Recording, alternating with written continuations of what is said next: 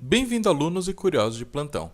Esse é um vídeo de curiosidades. Então, antes de qualquer coisa, se inscreve e ativa o sininho para que todo domingo tenha uma nova aula de curiosidades bem interessante. Eu tenho certeza que vocês já ouviram falar que a AIDS é uma doença de homossexuais, não é? Ou até mesmo que é transmitida entre a relação sexual de humano para macaco. Ou até mesmo que foi desenvolvida em um laboratório com o intuito de atacar uma população específica. Bom, hoje nós vamos falar da onde a AIDS veio e esclarecer todas essas dúvidas. Podemos dizer que a AIDS talvez seja um dos piores vírus que a humanidade já enfrentou. Desde seu surgimento, temos mais de 70 milhões de pessoas infectadas e 35 milhões morrendo de complicações decorrentes dessa doença. Uma sigla para vírus da imunodeficiência humana, que afeta as células imunes do seu corpo, principalmente as células CD4T. Ele é um retrovírus, ou seja, utiliza o RNA para infectar suas células e usa uma proteína específica para fazer cópias dentro das células. Isso é melhor explicado numa aula aqui do canal sobre vírus, dá uma olhadinha lá.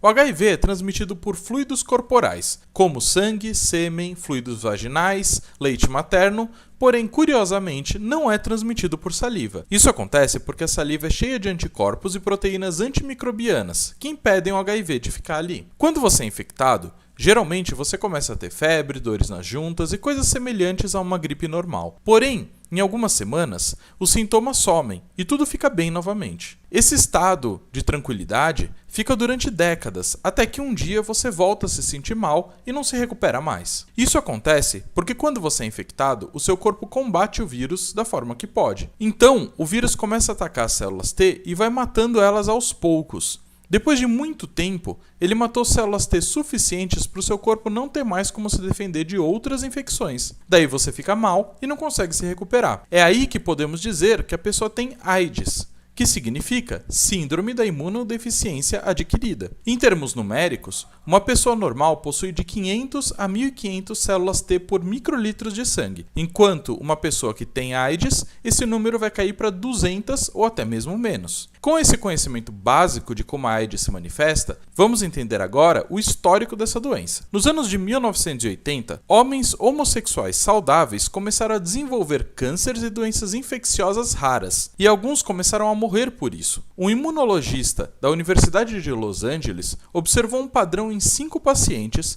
todos homens homossexuais, entre 30 e 40 anos, com um fungo super raro crescendo em seus pulmões. Esse fungo específico normalmente não causa problemas graves, porque o seu corpo consegue combatê-lo de forma rápida. Mas nestes homens, isso não acontecia. Esse fungo fazia com que os pacientes tivessem dificuldade para respirar, além do médico observar que em todos esses homens existia uma baixa quantidade de células T. Desses 5 pacientes, 2 morreram. Um mês depois, um dermatologista em Nova York percebeu algo semelhante. Um câncer chamado sarcoma de Kaposi, que é um câncer muito raro de pele, foi encontrado em um período de 2 anos e meio em 26 homens homossexuais. E todos eles desenvolveram esse tipo de câncer, apenas em Nova York e Los Angeles, sendo que destes, 8 morreram. Ninguém sabia sobre o HIV na época. Apenas homens homossexuais estavam morrendo de doenças que deveriam ser raras. Daí veio a associação com os homossexuais. Uma vez que essa condição foi constatada, foi chamado então a doença GRID, que significa imunodeficiência relacionada a gays. Algum tempo depois, foi descoberto que outras pessoas também estavam contraindo doenças estranhas,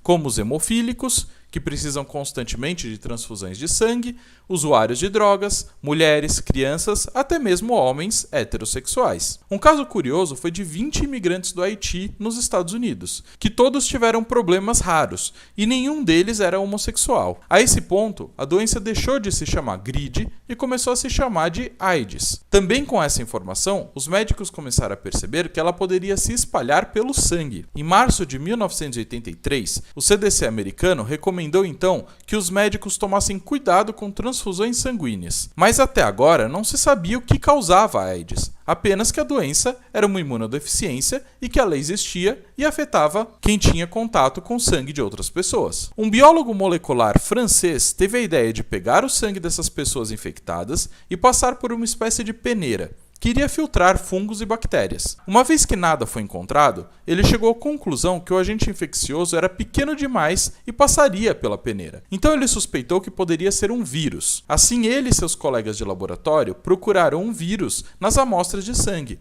e encontraram um retrovírus. Na mesma época, nos Estados Unidos, também foram identificados retrovírus em amostras de sangue de pacientes infectados. Em maio de 1983, os trabalhos identificando o patógeno de ambos os grupos que eu comentei foram publicados, mas com nomes diferentes para o vírus. Apenas em 1986, esse retrovírus foi chamado pela primeira vez de HIV e foi identificado que os retrovírus dos dois trabalhos eram os mesmos. Mas de onde que veio esse vírus? Alguns cientistas repararam que macacos possuíam doenças semelhantes à AIDS em humanos. Analisando melhor esses macacos, em 1985, foi encontrado um vírus semelhante ao HIV, o SIV, que é sigla para Vírus da Imunodeficiência Símia. Então, o pensamento foi que o HIV poderia ser uma mutação do SIV, que passou do macaco para o humano. Depois de muito trabalho, foi identificado que o HIV era muito semelhante aos vírus encontrados especificamente em chimpanzés, e que provavelmente foram eles que passaram para a gente. Mas como que aconteceu essa passagem? A teoria mais aceita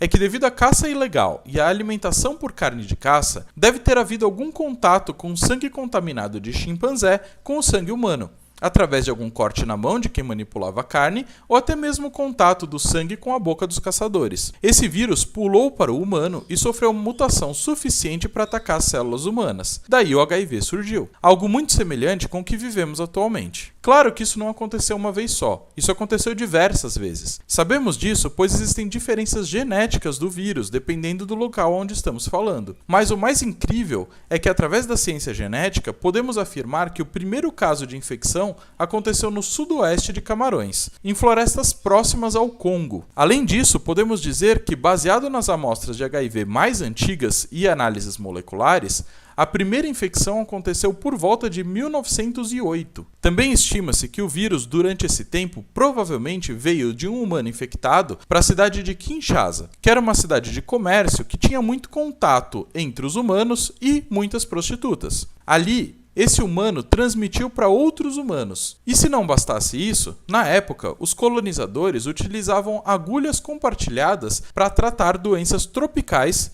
e, novamente, como sabemos hoje, é uma forma de se passar o vírus. Esses colonizadores voltaram para casa e trouxeram o vírus com eles, transmitindo agora para os seus países de origem. Hoje sabemos que existem pelo menos 9 subtipos de HIV pelo mundo, e com a genética desses vírus, podemos rastrear como ele se espalhou pelo mundo. Por exemplo, o subtipo C foi para a Índia, enquanto o subtipo B foi para o Tahiti e posteriormente para os Estados Unidos. O subtipo D foi para o Congo e depois para a França, e por aí vai. Todo esse processo de espalhamento demorou bastante, em parte porque as viagens eram demoradas de barco e em parte porque o HIV demora bastante para realmente afetar o paciente. Até mesmo durante muito tempo, os infectados foram diagnosticados com mortes provocadas por outras doenças, não relacionadas ao HIV, embora o HIV que tenha sido culpado dessa história. Mas calma, nem tudo são más notícias. Hoje existem medicamentos que fazem com que uma pessoa infectada possa viver uma vida normal, ou até mesmo alguns estudos de pessoas que se curaram da AIDS. Mas isso é assunto para um outro vídeo. Como sempre, se você quiser as fontes do vídeo, deixe nos comentários e enviamos para vocês. Eu espero que vocês tenham gostado.